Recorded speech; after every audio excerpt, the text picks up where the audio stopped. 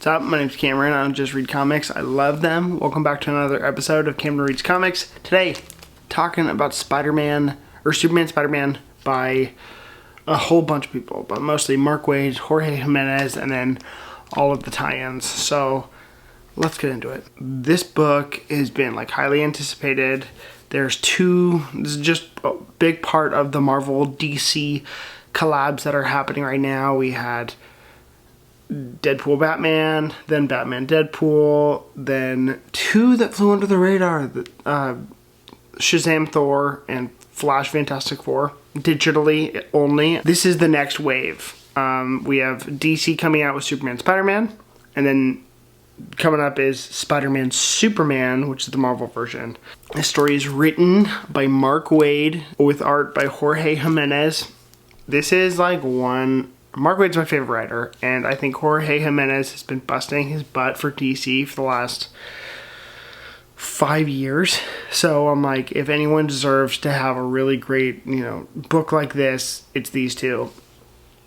And in that regard, the book didn't disappoint. We're talking about the main story. Basically, it's a huge nod to the Superman Spider-Man story that has already happened from DC and Marvel. The one written by Jerry Conway with art by Ross Andrew. I think it's really important contextually. I'm realizing that this story takes place as if they already met. And a lot of the approach, one of the interesting ends to this story, is to find out whether or not these characters know each other already. Are DC and Marvel placed in the same universe, or are they not?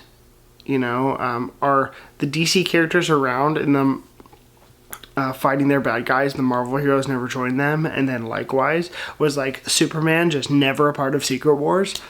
That's the kind of stuff that it's interesting, and I think for the most part this story alludes to Superman and Spider-Man existing in the same place. Now, with the superhero team-ups, there's also supervillain team-ups, which are pretty good. So the first villain that we have in this one is Doc Ock, and the second villain is Brainiac, which was pretty interesting. Mark Waid, big science guy, found a pretty decent justification for why those two would team up and how they could be affected. Honestly, I think if I was going to rate this story entirely, I would say that I thought it was pretty golden age. It's not super duper modern, which I kind of think I needed it to be a little bit more character oriented. There's some greatest hits stuff, and if you were going to read a Superman Spider-Man story, I think you would want the greatest hits, but it felt like a big homage book to something that kind of already happened, which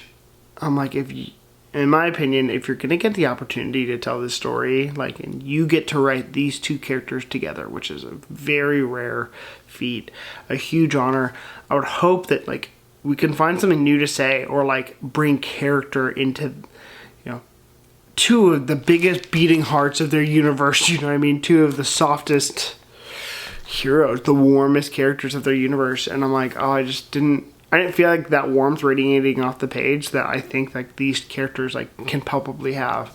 I think it kind of leaned more into their powers. It talked about how they were both reporters, which I really liked. It showed how each of them save differently. Really leaned into the iconography of these two characters, which was cool and good, but I think I need a little bit more character. I need a little bit more Clark and Peter than I got as opposed to Superman and Spider-Man. That's probably my main critique on the book, but otherwise, if you want to get over that really quick, go check out freaking Jorge Jimenez's art in this issue.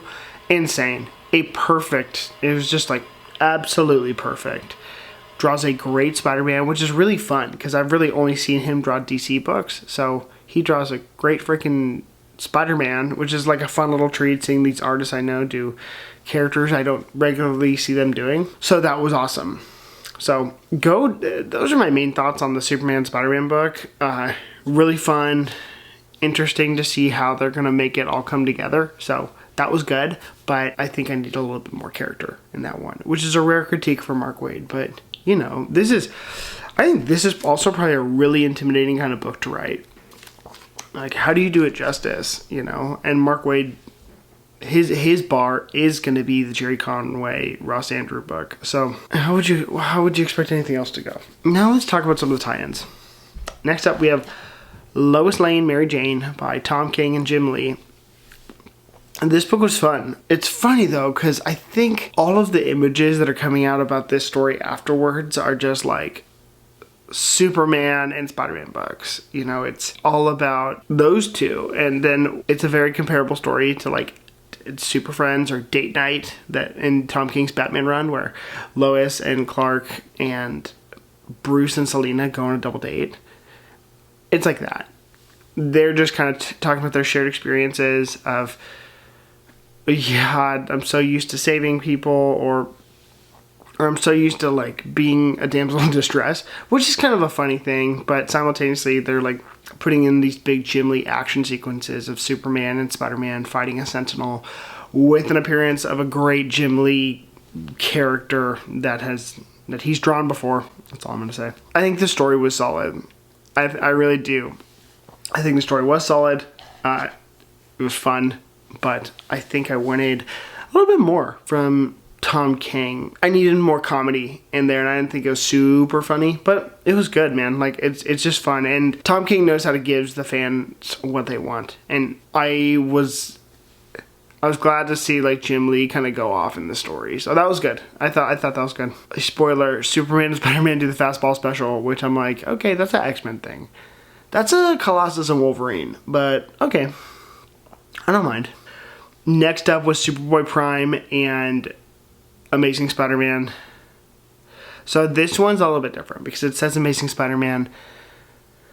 It's Black Suit Spider-Man and Superboy Prime.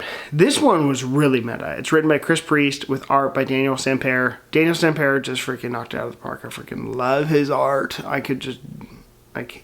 I'm excited for a day when he does Spider-Man because he deserves it. So I loved his art. The story was interesting. It was super meta.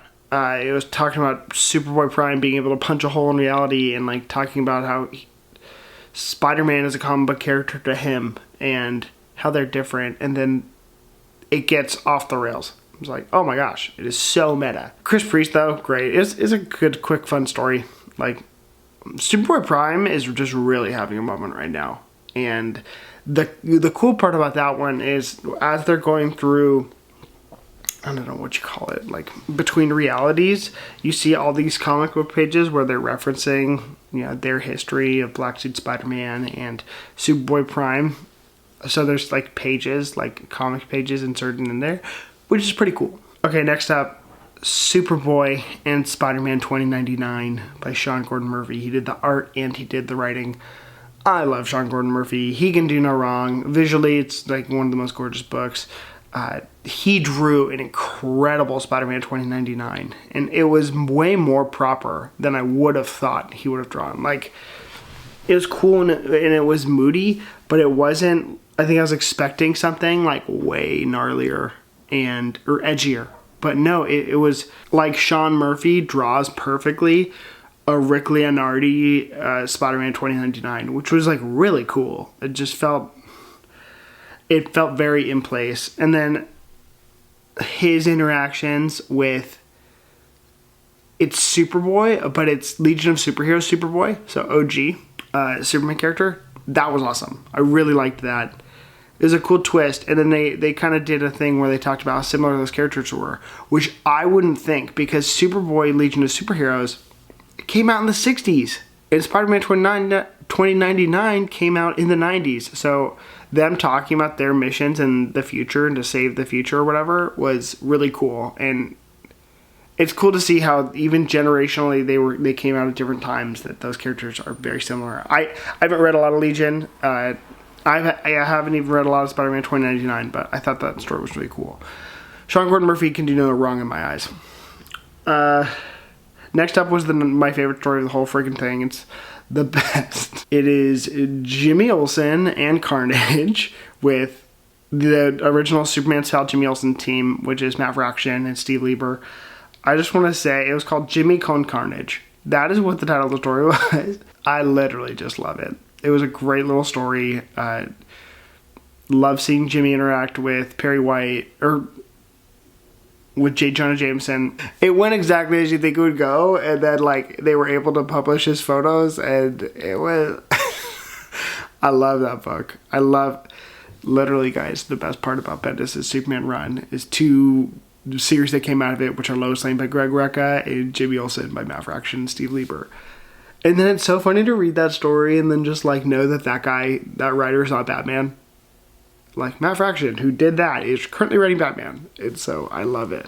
Okay, next one is Jonathan Kent, Ben Parker. Jeff Lemire did an interesting take about, you know, just the 2 men that created 2 of the characters that we like adore the absolute most. So it was interesting to like hear simultaneously. It's a conversation between 2 heroes talking about their upbringings and then talking and reflecting like an actual interaction that Uncle Ben and Jonathan Kent could have had or did have. You know, it's canon now, in my opinion. Rafa Sandoval did the art on that one. It was written by Jeff Lemire. Both just like really good, really solid stories. Like just comforting. And so that was good. Next up was Daily Planet, Daily Bugle by Greg Rucka with art by Nicola Scott, which is just...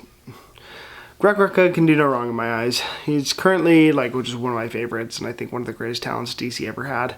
Yeah, Greg Rucka wrote, it was like an interview or like I want to say it's like a Fox News kind of situation. They're on the Jack Ryder show, and J. Jonah Jameson is debating Lois Lane about like media ethics, which was great. And then, you know, they're alluding to whatever costume vigilantes, whether or not they're just in their portrayal of the media. And Jonah's whole point of view is, you know, it's the media's job to speak truth to power. And that's their responsibility. It was just interesting. A lot of layers to that one, so that was really good. And Nicola Scott crushed it. There's a big splash page of a lot of cool Marvel heroes, and I never get to see her do them, so that was awesome. Okay, lastly, another really delightful one by Gail Simone, which was Power Girl and Punisher. It was by Gail Simone, wrote it with art by Belen Ortega. That one was awesome. That was kind of like the Wolverine one, the logo story. It was just like super fun, and Frank Castle and Power Girl. Just how would they meet? What would be the situation? And then how would they get along? And it's like they get along swimmingly. And Power Girl's a cool character, and the characterization of the Punisher was really great too. So I thought that story was just excellent. So overall, like, I think no matter what, you gotta pick this up, because I just love it. It's a great reason to get into shops, a great reason to go pick up some variant covers. Overall, I think I like the Batman Deadpool one more, surprisingly. But this one had so many good ones, and like when it hit, it really hit. So go pick up the Superman Spider-Man book. My name is Cameron. I'll just read comics. I love them. If you read this, go tell me what you thought about some of these stories. If you think I'm wrong, tell me, okay? I can handle it. See you guys next time.